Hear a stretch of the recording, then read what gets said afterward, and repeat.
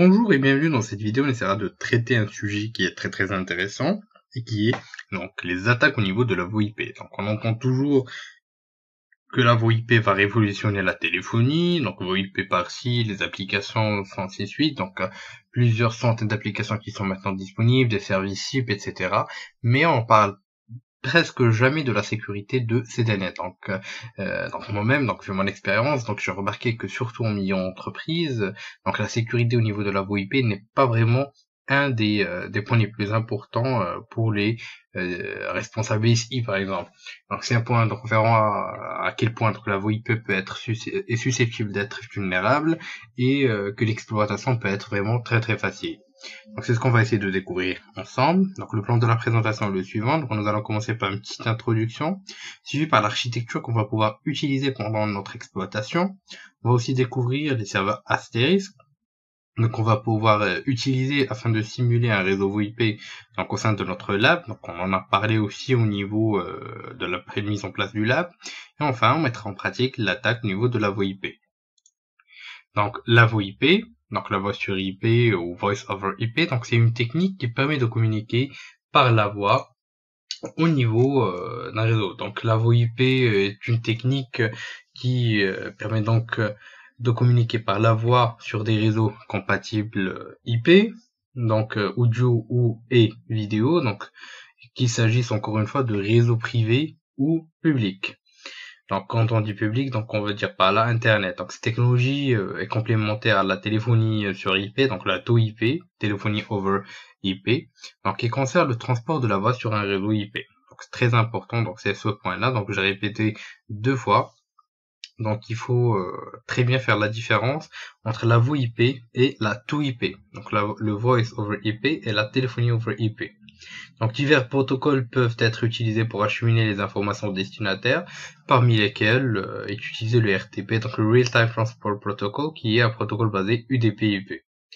Donc il existe aussi un autre protocole, donc c'est un standard ouvert de gestion de session, donc qui est utilisé dans les télécommunications multimédia, donc surtout dans ce qui est VoIP, donc il y a le SIP. Donc c'est un point aussi un point très important à connaître.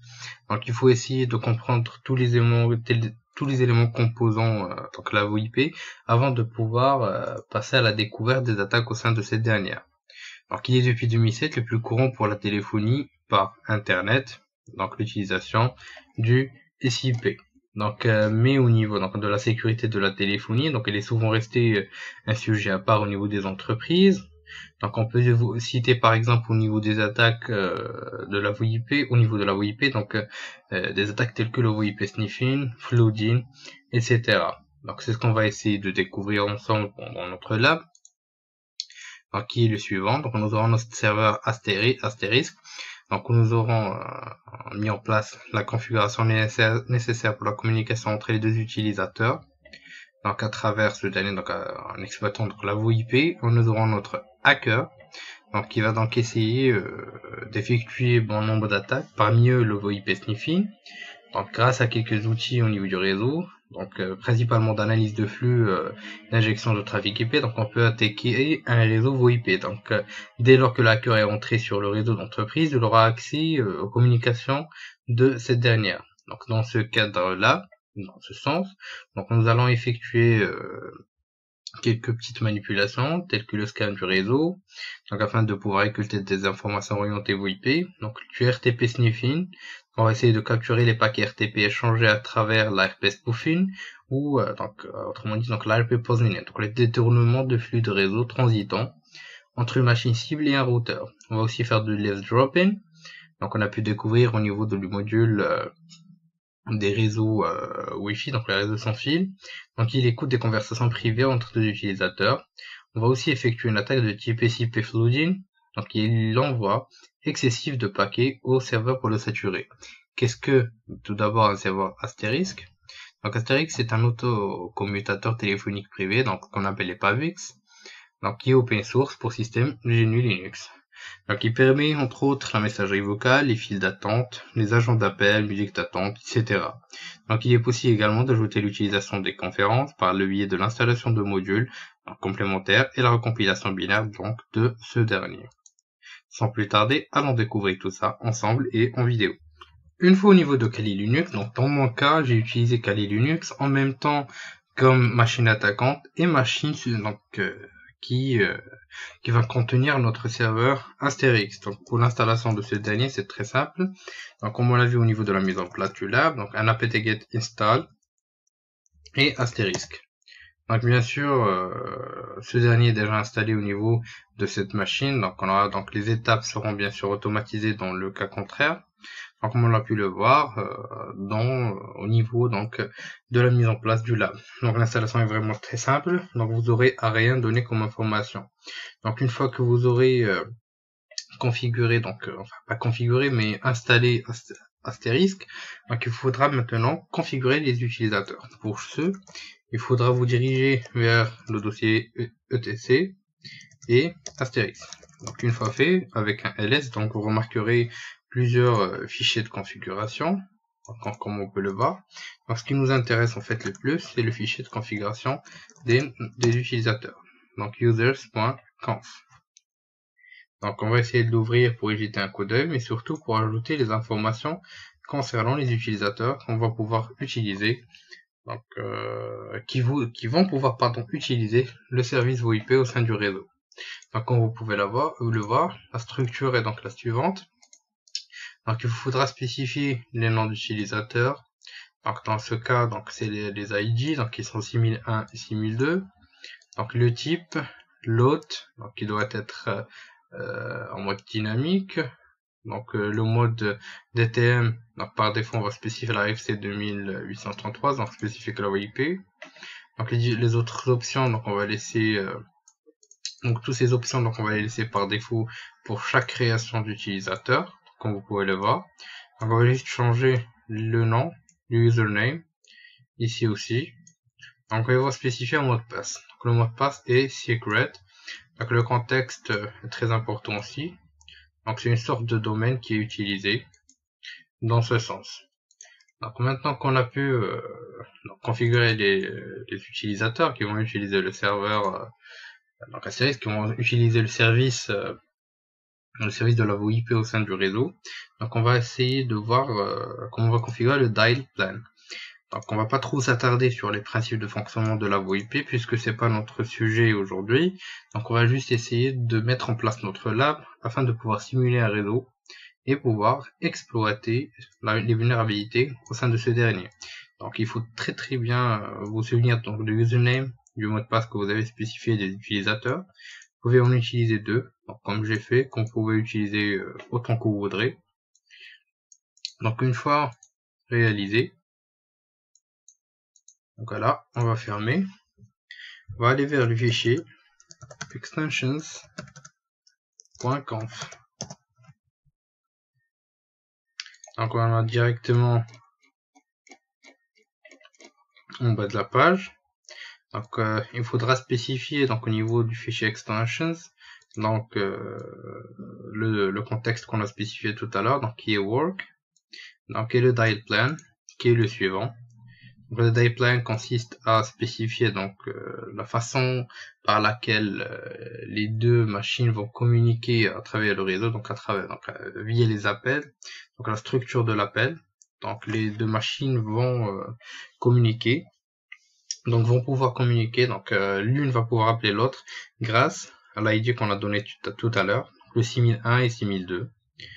Donc bien sûr ici c'est le dial, donc l'appel, et le hang-up ici consiste donc à l'affichage, donc bien sûr de l'ID de la plante, donc qui va donc l'utilisateur va pouvoir répondre.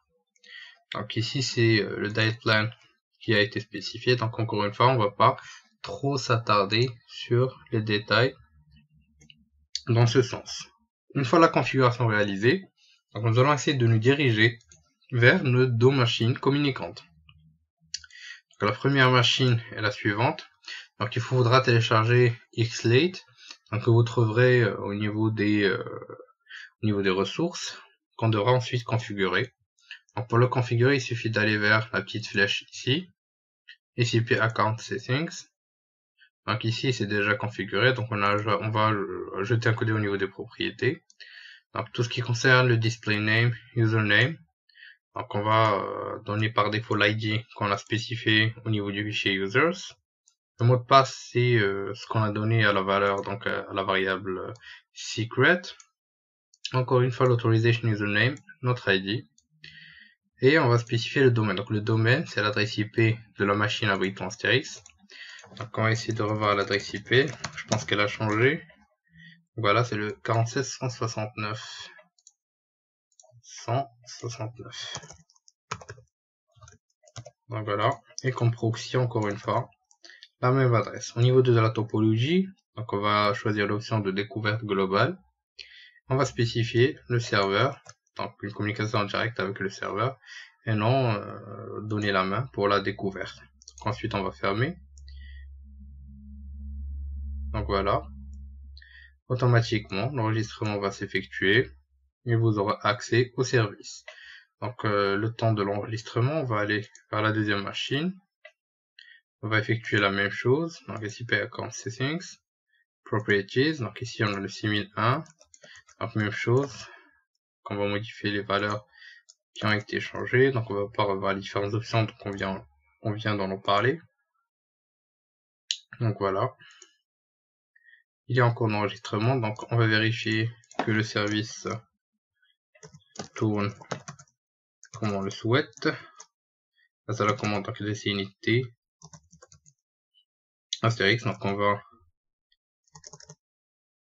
l'allumer donc au cas où il ne l'est pas. Donc voilà, il est en train de démarrer. Voilà, donc c'est parfait. La connexion est effectuée avec succès. Donc l'utilisateur 6002. Et ici on a l'utilisateur 6001. Donc on va ensuite revenir vers notre machine attaquante pour lancer Wireshark comme qui suit. Donc on attend quelques secondes le temps du chargement de ce dernier. Donc en même temps au niveau de Wireshark, on peut récupérer les paquets RTP et en même temps on peut effectuer donc tout ce qui est airdropping, donc écoute de session, etc. Donc quand je dis écoute de session, bien sûr c'est les conversations téléphoniques qui tournent entre les deux utilisateurs. Donc on va spécifier l'interface L0, on va lancer l'écoute et on va essayer d'appeler. Donc comme on l'a spécifié, le dial up, donc ça fait via l'ID dont on a parlé. Ensuite, on va appeler, on va aller vers la deuxième machine. Normalement, on devrait avoir comme information, voilà, l'appel qui est rentré. Donc on va répondre. Donc une fois effectué, donc voilà, vous pouvez entendre ma voix qui va se répéter, donc c'est ce qu'on veut exactement. Et qu'ici on a les paquets RTP qui ont été interceptés. Donc c'est vraiment ce qu'on veut, c'est parfaitement ce qu'on veut. Donc ici vous pouvez récupérer des informations plus en détail. Donc il y a Real Time Transport Protocol, donc dont on a parlé tout à l'heure. Donc voilà, on va arrêter l'écoute. Donc bien sûr, avant de pouvoir arrêter l'écoute, vous pouvez aller vers téléphonie, RTP, Stream Analysis. Donc bien sûr, vous pouvez aussi écouter la conversation en temps réel, comme vous pouvez le voir. Donc c'est vraiment très très intéressant. Donc je vais arrêter l'écoute. Voilà, on va fermer aussi l'appel. Donc ici, bien sûr, au niveau de la téléphonie, vous pouvez aller vers VoIP Calls et vous aurez l'appel qui a été effectué. Donc vous pouvez bien sûr avoir des informations donc, au niveau des filtres, les séquences ou simplement lire le flux. Donc comme vous pouvez le voir, donc voilà, on a toute l'écoute qui a été interceptée avec succès. Donc bien sûr ici on a les sessions, donc les communications qui ont été effectuées. Donc il suffit de cliquer sur Play Stream, vous pourrez écouter. Donc vous avez aussi des informations sur les ports utilisés, les destinations, les paquets transmis entre les deux points. Donc vous pouvez aussi aller vers encore une fois l'onglet téléphonie, RTP, RTP Streams. Donc vous pouvez visualiser les streams qui ont été capturés. Donc vous cliquez sur Analyse et vous pouvez lire le contenu. Comme vous pouvez le voir, on va fermer. Donc ici vous avez tout le flux qui a été intercepté, les paquets, etc. Vous avez aussi des graphes qui vous aident à comprendre mieux donc la communication VoIP qui a été utilisée. Donc bien sûr, vous pouvez aussi utiliser ce genre de technique pour le débogage au sein de ce dernier. Donc voilà, c'est parfait. Ok, comme on l'a vu tout à l'heure, vous pouvez utiliser le Stream Analysis. Donc bien sûr, vous pouvez même écouter les sessions en live. Donc ici, on a le flux qui a été intercepté. Donc il suffit de lancer l'écoute encore une fois. Et cela se fait parfaitement bien. Donc voilà, la session va lancer la lecture. Donc Washak va lancer la lecture. Voilà. Tout ce dont on a discuté tout à l'heure. C'est parfait. Donc voilà. Donc maintenant qu'on a pu découvrir comment écouter les différentes conversations, mais aussi capturer les paquets RTP, donc on va essayer de voir comment on va pouvoir utiliser un outil qui est très intéressant, donc qui est SIP Crack. Donc plus précisément, c'est comme son nom l'indique, donc c'est une attaque qui vise, c'est un outil, une attaque qui vise à avoir toutes les informations nécessaires à propos de l'utilisateur. Entre autres, donc en identifiant son mot de passe afin de réaliser cette opération. Donc il suffit de télécharger le module SIP Crack si vous êtes au sein d'une autre distribution que Kali Linux, ou vous pouvez directement l'utiliser. Donc c'est directement présent au sein de ce dernier. On va utiliser le module SIP dump. Donc les options sont les suivantes. Donc ce qu'on va essayer de faire en fait, c'est de pouvoir lancer l'écoute au niveau de l'interface H0 et de capturer le tout dans un fichier, donc out.txt. Donc on va lancer l'écoute, on va essayer d'effectuer un appel donc vers le 6001, comme vous pouvez le voir. Donc l'écoute est lancée, voilà, on a pu récupérer en fait, on va fermer la connexion. On va essayer d'effectuer, de refaire un appel vers ce dernier aussi. Donc voilà, comme vous pouvez le voir, donc ça marche parfaitement bien. Je vais juste couper les connexions, c'est un peu dérangeant. Donc, comme vous pouvez le voir, on a pu récupérer les noms d'utilisateurs donc qui ont été utilisés. Donc c'est vraiment extrêmement intéressant. Donc SIPdump, donc c'est une commande qui est très intéressante et qui permet de terminer les adresses des différents clients en associant leur caller ID. Donc, le résultat sera stocké dans notre cas au niveau du fichier out.txt. Donc par la suite, on peut utiliser donc SIP Crack en lui spécifiant un dictionnaire téléchargeable via le net. Donc le fichier contenait le mot de passe crypté. Donc cela a pour but de décoder le mot de passe de l'utilisateur. Donc on va arrêter l'écoute. Donc le tout est stocké dans le fichier au niveau du fichier out.txt. Donc voilà, on a le hash comme vous pouvez le voir. Donc maintenant on peut utiliser donc SIP Crack ou encore vous pouvez bien sûr SIP Crack donc, qui est le suivant. Donc où vous pouvez directement utiliser donc essayer de chercher les HMD5 donc, au niveau du net ou en utilisant des outils tels que Hydra ou John the Reaper. Donc bien sûr l'utilisation de SIP Crack est favorable, donc vous pouvez utiliser une word list donc téléchargeable sur internet. Donc plus la word list est grande, plus la chance de tomber sur le mot de passe est encore plus grande. On va donc essayer de créer rapidement une petite word list. Donc wordlist.txt. On va donner quelques mots de passe comme alpha. Juste pour donner un exemple concret de l'utilisation de cet outil. Donc voilà, suivi par -w. Donc on va spécifier notre word list.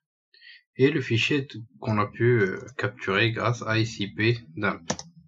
Donc voilà, on va essayer de lancer ce dernier donc au niveau de la 3e session. Donc voilà, bien sûr donc il n'a pas pu retrouver le mot de passe puisque il n'est pas contenu au niveau de ce dernier. Maintenant nous allons essayer de l'insérer et de relancer l'attaque. Donc voilà, comme vous pouvez le voir, le mot de passe qu'on a spécifié tout à l'heure, les 4.0, donc qui a été retrouvé, donc le hash de ce dernier, grâce au hash de ce dernier, donc en utilisant ICP-crack. Donc sachant que cet outil est beaucoup plus rapide, puisqu'il est spécifique donc spécifique à tout ce qui est ICP, donc il utilise un algorithme qui est spécifique qui est spécifique au décryptage des mots de passe utilisés dans la VoIP. Donc bien sûr, surtout que ICP-dump et ICP-crack donc sont faits pour travailler conjointement. Donc ICP-dump, sachant que ICP-dump automatiquement appartient à la série ICP-crack. Donc maintenant qu'on a pu découvrir comment effectuer donc toutes ces attaques, donc nous allons voir une dernière exploitation qui est le ICP flooding. Donc l'ICP flooding, l'utilisation est très simple. Donc c'est une attaque qui vise à renverser le serveur, donc avec la commande qu'on va pouvoir découvrir ensemble, et donc l'utilisation de l'outil invite flood, comme vous pouvez le voir. Donc vous pouvez afficher plus d'options grâce à la commande -h. Donc les options grâce à la commande -h ou juste en tapant le nom du fichier, le nom de l'outil pardon. Donc il suffit donc pour l'utilisation de cet outil de donner simplement l'interface, donc l'utilisateur à floader, donc l'ID dont on a parlé tout à l'heure. Ensuite on va spécifier l'adresse de la cible, donc par rapport à l'ID 6001. Donc on va remonter vers les résultats de ICP-dump. Donc voilà, donc le 6001 pardon, c'est le 168, 192, 168, 47, 170. Donc voilà, 168, 47.170. Donc ensuite, on doit spécifier l'adresse contenant notre serveur Strix, qui est la suivante. 47.169. Donc maintenant nous avons les options disponibles, les options nécessaires pardon, et on va spécifier un grand nombre de paquets. On va essayer, donc il y a une petite erreur, voilà, et 0 pardon. Alors, on a lancé un plus grand nombre de paquets. Pendant cette présentation, nous avons pu découvrir le principe de la VoIP, mettre en place notre architecture de test, mais aussi pouvoir effectuer nos attaques au sein de la VoIP. Nous allons découvrir par la suite donc des contre-mesures afin de prévenir ce genre d'attaque. Je vous dis merci de votre suivi et à la prochaine vidéo sur Alform.